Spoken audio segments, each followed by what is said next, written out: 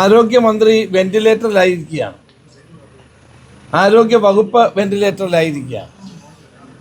കേരളത്തിലെ സാധാരണക്കാരായ ജനങ്ങൾക്ക് സർക്കാർ ആശുപത്രികളിൽ ഒരു തരത്തിലുള്ള ചികിത്സയും നൽകാൻ കഴിയാത്ത പരിതാപകരമായ അവസ്ഥയാണ് ഇന്ന് കേരളത്തിൽ നമുക്ക് കാണാൻ കഴിയുന്നത്.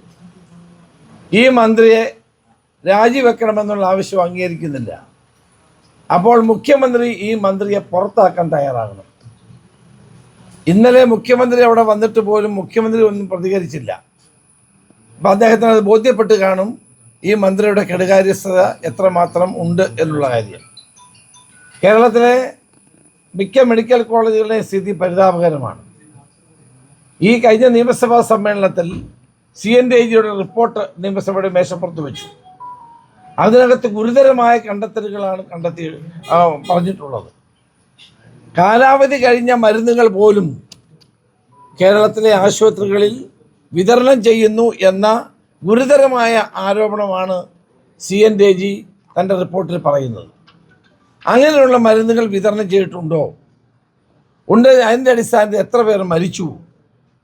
അതോടൊപ്പം തന്നെ ഇതിന് ആരാണ് ഉത്തരവ് കൊടുത്തത് തുടങ്ങിയിട്ടുള്ള കാര്യങ്ങൾ അന്വേഷിക്കേണ്ടതല്ലേ? CNDAG-യുടെ കണ്ടെത്തലിൻ്റെ അടിസ്ഥാനത്തിൽ വിശദമായ ഒരു അന്വേഷണത്തിന് ഗവൺമെൻറ് തയ്യാറാകണം. ഞെട്ടിപ്പിക്കുന്ന ഒരു വാർത്തയാണിത്.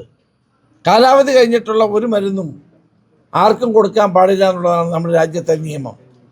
അപ്പോൾ ആ നിയമം ലംഘിച്ചുകൊണ്ടാണ് ഇത് ചെയ്തുകൊണ്ടിരിക്കുന്നത്. ഇന്നലെ കോട്ടയത്തുണ്ടായ സംഭവം ഏറ്റവും ദൗർഭാഗ്യകരമായ ഒന്നാണ്. പഴയ കെട്ടിടം താഴെ വീണ് അവിടെ അന്വേഷിക്കേണ്ട കാര്യമില്ല എന്ന്, ആരും മരിച്ചിട്ടില്ല അല്ലെങ്കിൽ പരിക്ക് പറ്റിയിട്ടില്ല എന്നാണ് 2 മന്ത്രിമാർ ഇന്നലെ പറഞ്ഞത്.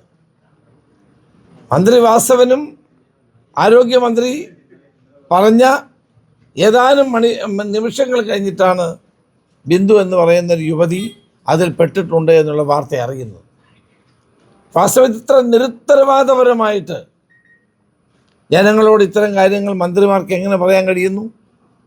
വീണ ജോർജും വാസവനും അവിടെ ആർക്കും കുഴപ്പമില്ല, എല്ലാം ശരിയാണ് എന്ന് പറഞ്ഞ് കുറച്ച് നേരം കഴിഞ്ഞിട്ടാണ് തൻ്റെ അമ്മ ഇതിനകത്തുണ്ട്, അല്ലെങ്കിൽ ഈ ഇടിഞ്ഞു പൊളിഞ്ഞു വീണ സ്ഥലത്തുണ്ട്, അതിനടിയിലുണ്ടെന്നൊരു ചെറുപ്പക്കാരൻ പറയുന്നു. നമ്മൾ ആലോചിച്ച് നോക്കുക, എത്ര ഗുരുതരമായ പ്രശ്നമാണിത്. ഇവരെന്താ അടിസ്ഥാനത്തിലാണ് ആദ്യം ഈ പ്രസ്താവന കൊടുത്തത്? ഇപ്പം മെഡിക്കൽ കോളേജ് സൂപ്രണ്ട് ഉത്തരവാദിത്വം ഏറ്റെടുത്തു. അതുകൊണ്ടൊന്നും ഒരു അർത്ഥമില്ല. അദ്ദേഹം നല്ല ആളാണ്. മെഡിക്കൽ കോളേജ് സൂപ്രണ്ട് നല്ല ആൾ തന്നെയാണ്. ഞാൻ കോട്ടയം MP ആയിരിക്കുന്ന കാലം മുതൽ എനിക്കറിയാം. പക്ഷേ ഇവിടെ ഉത്തരവാദിത്വം ആർക്കാണെന്നുള്ളതാണ്.